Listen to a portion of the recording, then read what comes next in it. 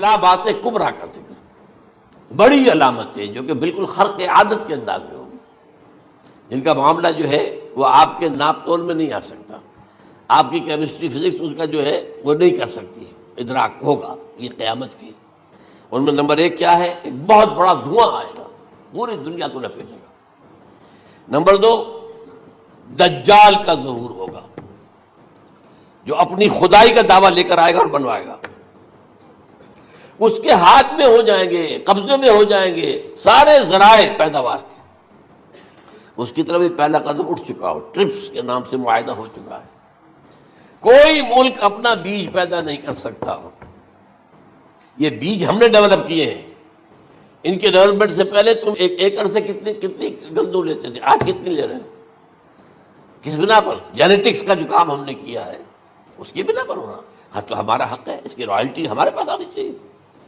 لہذا صرف ان اداروں سے، ملٹی نیشنل سے خریدا جائے گا بیج، اور بیج بھی وہ دیں گے وہ کہ جس سے جو فصل اگے گی وہ بیج نہیں لا سکتے، وہ بیج کا کام نہیں کر سکتے۔ جیسے آپ کو معلوم ہے کہ آپ کے ہاں جو گوشت کھایا جاتا ہے مرغے کا، تو مرغا وہ جو ہے اس میں مرغا ہو یا مرغی ہو، اس کے اندر کوئی وہ کیفیت ہی نہیں ہے۔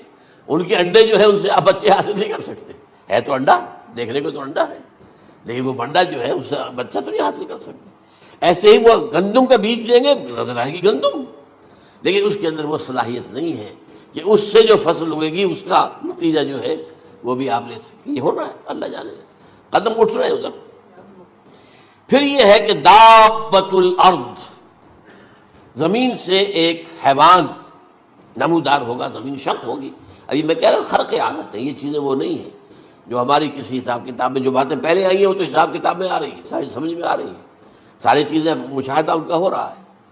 لیکن یہ ہے کہ دابۃ الارض، یہ کہتے ہیں کہ کوہ صفا، اس میں تو نہیں ہے حدیث میں، کوہ صفا پھٹے گا اور اس میں سے ایک حیوان دابہ وہ ظاہر ہوگا، تو اسی لیے فرمایا ہے وَإِذَا وَقَعَ الْقَوْلُ عَلَيْهِمْ أَخْرَجْنَا لَهُمْ دَابَّةً مِّنَ الْأَرْضِ تُكَلِّمُهُمْ، تو ہم اندر سے پیٹ کے چیر کر زمین کے پیٹ کو ایک حیوان کو برآمد کریں گے جو انسانوں سے بات کرے گا، گفتگو کرے گا۔ نمبر 4، طلوع الشمس من المغرب، یہ بھی خرق عادت، سورج تو طلوع ہوتا ہے مشرق سے، غروب ہوتا ہے مغرب میں، لیکن اس وقت معاملہ الٹا ہو جائے، یعنی جو کائنات کے اندر جو گڑبڑ ہوگی کچھ سمجھ میں بات آتی ہے کہ یہ معاملہ جو ہے، یہ تو اس پورے سولر سسٹم کو اگر بدل دیتے ہیں تو مشرق مغرب ہو جانا، مغرب مشرق ہو جانا، یہ سمجھ میں آنے والی بات ہے۔ اس کے بعد ہے عیسیٰ ابن مریم کا نزول، جس کے بارے میں آج میں نے گفتگو کی ہے تفصیل سے۔ یہ نزول ہونا ہے، یہ علامات قیامت میں سے حضور نے بیان فرمایا ہے، اور قرآن مجید کی جو اصطلاحات ہیں اس کے حوالے سے میں نص قطعی جو ہے وہ میں آپ کے سامنے رکھ چکا ہوں۔ پھر یاجوج ماجوج کا ایک معاملہ ہے، یہ میں ابھی اس وقت زیادہ اس پر بات نہیں کر سکتا۔ حضرت عیسیٰ علیہ السلام کے نزول کے بعد دو کام ہو گئے، یہودیوں کا قلع قمع ختم، تمام یہود، ایک کام تو یہ ہونا ہے، اور نمبر 2 عیسائیت کا ختم ہو جانا، عیسائیت کی نفی کر دیں گے، بھائی تم مجھے خدا کا بیٹا بنائے بیٹھے ہو، میں تم خدا کا بیٹا نہیں ہوں، میں تو اس کا بندہ ہوں، رسول ہوں، میں نے تم سے کب کہا تھا کہ مجھے خدا کا بیٹا بناؤ۔ نمبر 2 یہ کہ وہ خنزیر کو قتل کر دیں گے، یعنی یہ تم نے خنزیر کب سے کھانا شروع کر دیا؟ میں تو تم کو نکاح اجازت دے کر گیا تھا، یہ تو شریعت موسوی میں حرام تھا، اور میں کہہ کر گیا تھا کہ یہی شریعت تم پر لاگو رہے گی، ہاؤ کم؟ تم نے کیسے یہ؟ آج بھی بہت سے رومن کیتھولکس جو ہے وہ سور نہیں کھاتے، وہ ہے ان کے اندر کچھ نہ کچھ بات جو ہے جو حضرت عیسیٰ کی تعلیمات کا کچھ اثر ان کے ہاں ہے۔ میں تو ایک مرتبہ، یہ 1971 کی بات ہے، 4-5 دن کے لیے برسلز میں رکا تھا، اس لیے کہ وہاں مجھے ایک صاحب نے خط لکھا تھا کہ وہاں ایک نوجوان ہے، ابھی اس ایمان لایا ہے، اور اس کے کچھ مسائل ہیں، ہم کوشش کر رہے ہیں ان کے مسائل حل کریں، آپ بھی جا رہے ہیں۔ میں انگلینڈ جا رہا تھا تو واپسی پر آپ ان کے یہاں چند دن ٹھہرے، میں حیران ہوا، ویسے اس نے مجھے اپنے گھر ٹھہرایا نہیں، اس لیے کہ ماں باپ تو اس کے کرسچن تھے، اور پولیس کا چیف آفیسر اس کا باپ تھا، چیف آف پولیس فورس۔ اس نے مجھ سے ایک دن کھانے پہ بلایا، میں سے ہوٹل میں ٹھہرایا مجھے، اس نے کہا آپ اطمینان سے یہاں کھانا کھائیں، اس گھر میں نہ آج تک کوئی شراب کی بوند آئی ہے اور نہ ہی کوئی بوٹی آئی ہے سور کی. Roman Catholics. اب اکلوتا بیٹا تھا یہ عبدالعزیز نے بعد میں آنا کہا، وان کینٹر اس کا نام تھا جو کہ اوریجنل تھا. پھر اس نے نام رکھا عبدالعزیز وان کینٹر، پرانا نام بھی حالانکہ نہایت نیک، نہایت خوبصورت. 28 سال کی عمر تھی اور اس وقت میں نے دیکھا تھا کہ اس کی فقہی معلومات جو ہے میری معلومات سے 10 گنا زیادہ. اس کی وجہ کیا ہے؟ وہ گیا تھا موراکو میں ایز اے ٹیچر ملازمت کرنے، پیسہ کمانے. وہاں وہ مسلمانوں سے اس کا ہوا رفت ضبط ہوا، اسلام کی تعلیمات سامنے آئی، اسلام لے آیا. اب اکلوتا بیٹا ہے، اب ماں باپ جو ہے کرسچن کیتھولکس. جب وہاں سے واپس آیا تو پھر کہتے ہیں کہ ہمارے درمیان ایک معاہدہ ہے، وی آر لیونگ ٹوگیدر، لیکن یہ معاہدہ ہے ہم مذہب پہ بات نہیں کریں گے، بس باقی جو بھی ہے وہ ساتھ رہ رہے ہیں. لیکن میں حیران ہوا، مجھے معلوم نہیں تھا.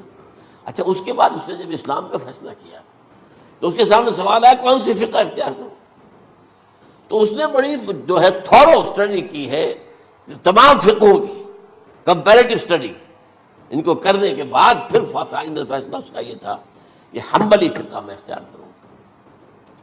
چاروں فقہوں میں سب سے لیٹسٹ حنبلی ہے، یعنی حنفی نمبر 1، پھر مالکی نمبر 2، پھر اس کے بعد شافعی نمبر 3، پھر یہ امام احمد ابن حنبل ہے.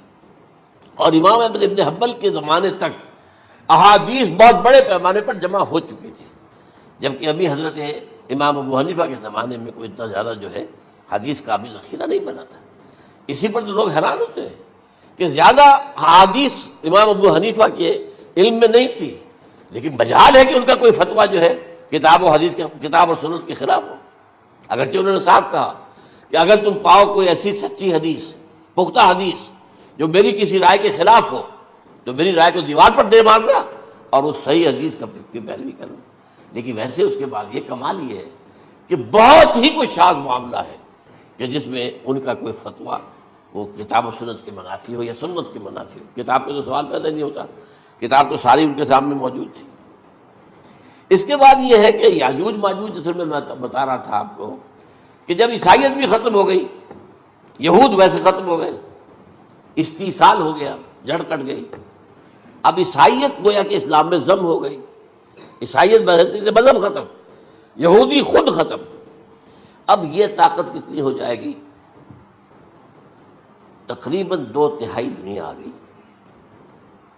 تمام. اب عیسائی 2 ارب کے قریب ہے، 1 ارب 90 کروڑ ہو گئی ہے. مسلمان بھی 1 کروڑ 50-60 لاکھ ہیں.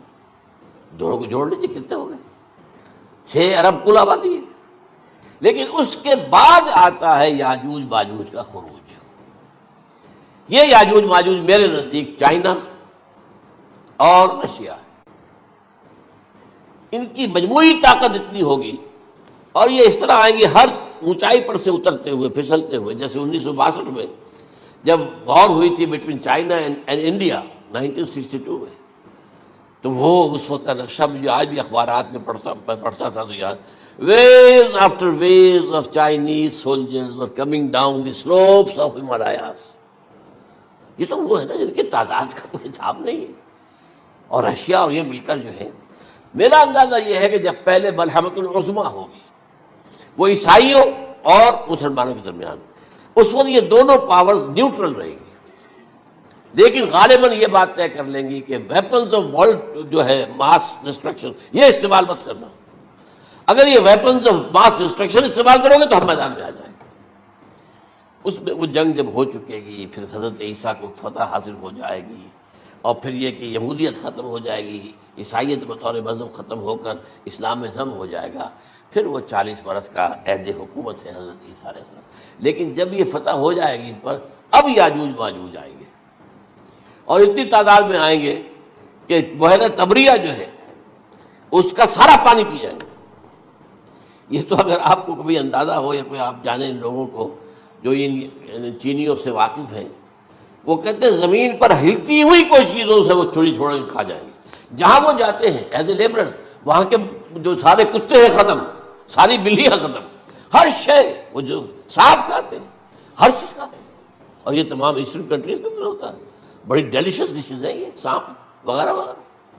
اور یہ جس طرح کھا جائے، پانی پی جائے، ایک قطرہ نہیں رہے گا اس پر. تو پھر جو ہے اللہ تعالیٰ اس وقت جو ہے اس میں ایک ایسی بیماری پیدا کرے گا کہ یہ سب مر جائیں. یہ معجزے سے ہوگا.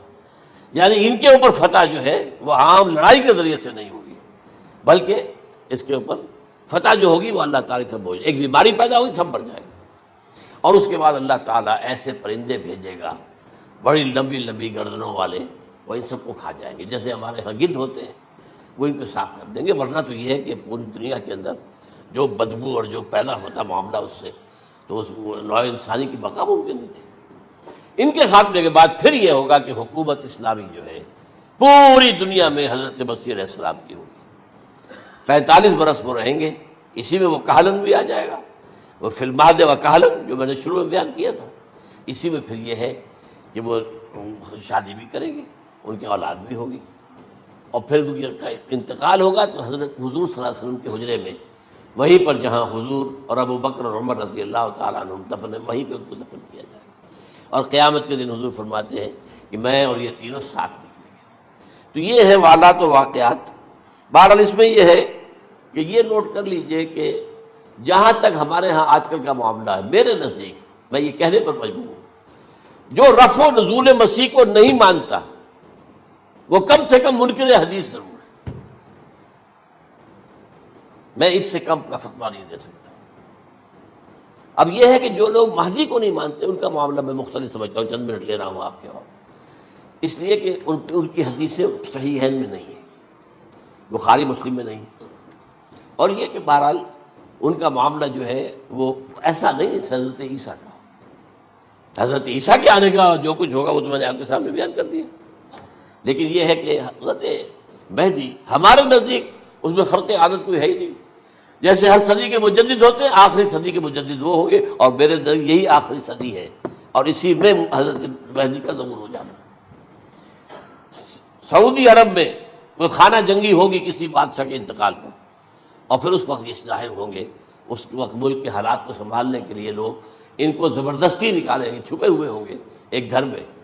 یہ حضرت ام سلمہ رضی اللہ تعالی عنہ کی روایت ہے کہ ایک بادشاہ کے انتقال پر یہ خانہ جنگی ہو جائے گی، اور ایک شخص مدینے سے بھاگ کر مکے میں چھپ جائے گا. یہ تو ہے ان کے الفاظ، میں توجیہ کر رہا ہوں. یہ لوگ ان کی طرف دیکھ رہے ہوں گے کہ یہ جو وقت آیا ہے فتنے کا ہماری قوم پر، ہمارے ملک پر، تو ان کی شخصیت ایسی ہے کہ یہ بیچ میں آئیں، صلح صفائی کرائیں، اور وہ جو ہے اس ذمہ داری سے بچ کر بھاگیں گے اور جا کر مکے میں چھپ جائیں گے. پھر لوگ انہیں تلاش کر کے نکالیں گے اور زبردستی ان کے ہاتھ پر بیعت کریں گے، ورنہ وہ اتنے بڑے منصب کو. اور پھر یہ بھی ہے، ایک حدیث میں آتا ہے یصلحُ فی لیلۃ واحدہ، ایک رات میں ان کی مکمل اصلاح کر دیں گے. یعنی اگر کوئی تھوڑا بہت نقص اور عیب کوئی ہوا بھی، کوئی کمی کوتاہی ہوئی بھی، تو اللہ تعالیٰ ایک رات میں اصلاح کروا دیں گے. لیکن ہمارے نزدیک اس قدر کوئی خرق عادت ہے ہی نہیں. البتہ جو کہتے ہیں اہل تشیع، وہ خرق عادت ہے کہ ان کے 12ویں امام جو ہے وہ بچپن ہی کے اندر اس خوف سے کہ جو بنو عباس بادشاہ ہیں وہ ان کو قتل کر دیں گے، تو وہ ایک غار میں چھپا دیے گئے. اب وہ 1200 برس سے اس غار کے اندر چھپے ہوئے، اور اس کے بعد وہ ظاہر ہوں گے، وہ امام مہدی ہوں گے. اس میں خرق عادت ہے. لیکن میں یہ کہتا ہوں کہ محض خرق عادت کی بنیاد پر ہم اس کی نفی نہیں کریں گے. کیوں؟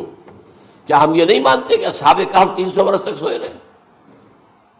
یہ کیا عام بات ہے؟ حضرت عزیر علیہ السلام اللہ نے انہیں موت دی، موت، اور 100 برس کے بعد زندہ کر کے اٹھا لیا. تو خرق عادت حضرت عیسیٰ کو ہم اتنا بڑا خرق عادت مانتے ہیں کہ اٹھا کر آسمان پر، تیسرے آسمان کے اوپر ہیں، موجود ہیں، اب بھی ہیں. شب معراج میں تیسرے آسمان پر حضور کی ملاقات ان سے ہوئی. تو یہ خرق عادت کی بنیاد پر نفی نہیں ہم کرتے. ہو سکتا ہے، لیکن یہ کہ اس کے لیے ہمارے پاس کوئی دلیل نہیں، کوئی احادیث نہیں، کچھ نہیں، اس لیے ہم اس کو نہیں مانتے. البتہ خود وجود جو ہے حضرت مہدی کا وہ کوئی عجیب بات نہیں ہے. وہ تو جیسے پہلے بھی آئے ہیں ہمارے مجددین، ایسے مجدد ہوں گے اور دین کو تازہ کر دیں گے. ایک صحیح اسلامی ریاست جو ہے وہ عرب میں قائم ہو جائے گی دوبارہ. حضور نے فرمایا وہ عدل اور انصاف سے عرب کو اسی طرح بھر دے گا جیسے کہ وہ اس سے پہلے ظلم اور جور اور زیادتیوں کے اوپر سے بھری ہوئی ہوگی. تو یہ کام ہوگا، یہ تو مجدد کا کام ہوتا ہی ہے. اس حوالے سے لیکن بہرحال میں نے پھر بھی کہا کہ اگر احادیث کی کمزوری کی وجہ سے کہ صحیح عین میں نہیں ہے، اگر کوئی شخص انکار کرے تو مجھے کوئی اعتراض نہیں ہے، ٹھیک ہے، لیکن جو حضرت عیسیٰ کے نفع سماوی اور حضرت عیسیٰ کے نزول کا انکار کرتا ہے وہ کم سے کم، میں انہیں اور آگے کوئی فتویٰ نہیں دیتا کہ وہ کافر ہو گئے یا یہ ہو گیا یا وہ ہو گیا، لیکن منکر حدیث کے لائن میں تو وہ لازماً کھڑے ہو۔